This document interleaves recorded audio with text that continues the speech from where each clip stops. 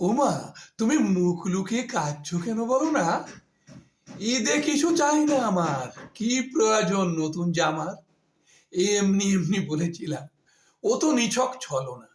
তাতে তুমি দুঃখ পেলে? ওমা, আমায় বলো না। নাই বা হলো ফিন্নি পায়েস কালকে ঈদের দিনে, তাই নিয়ে কি কষ্ট পেলে? খায় না ওসব তোমার ছেলে। আমায় শুধু একটা নতুন বই দিও মাকে।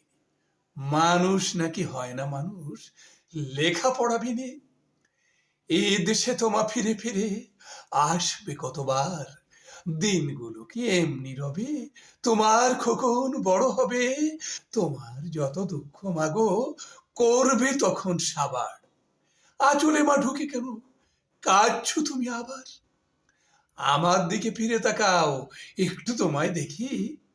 কি হয়েছে আজ সারাদিন? মুখটা কেন এতই মলিন? কোন আগুনে পড়ছো তুমি?